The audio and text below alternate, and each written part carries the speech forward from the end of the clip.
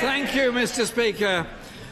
This chaotic and incompetent government has driven our country into chaos.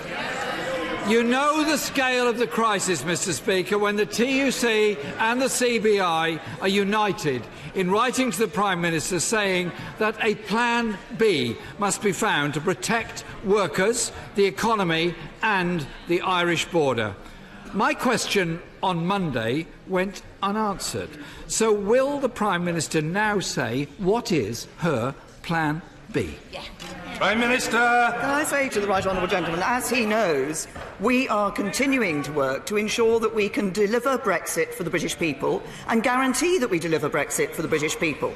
We have a deal which cancels our EU membership fee, which stops the EU making our laws, which gives us our own immigration policy, ends the common agricultural policy for good, ends the common fisheries policy for good. Other options don't do that. Other options would lead to delay, to uncertainty and risk never delivering Brexit.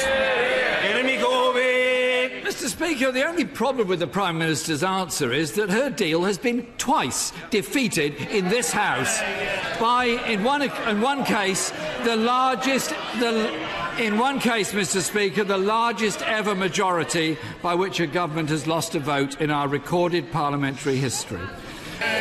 Mr. Speaker, this country is on hold while the government is in complete paralysis.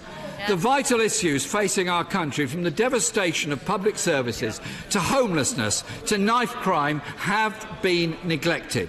The Prime Minister is failing to deliver Brexit because she can't build a consensus, is unable to compromise and unable to reunite the country. Instead, she's stoking further divisions, she is unable to resolve the central issues facing Britain today, and she is frankly unable to govern. The Prime Minister faces, Mr. Speaker, a very clear choice.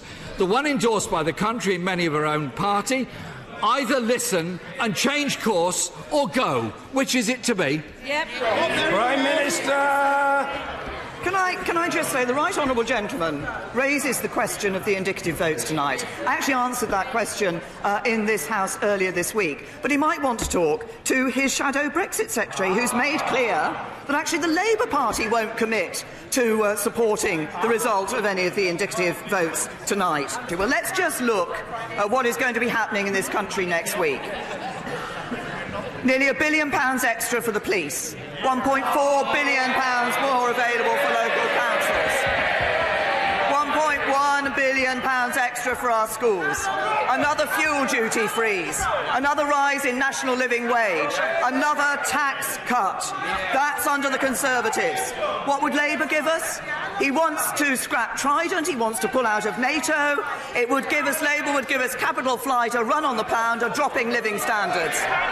The biggest threat to our standing in the world, to our defence and to our economy is sitting on the Labour front bench.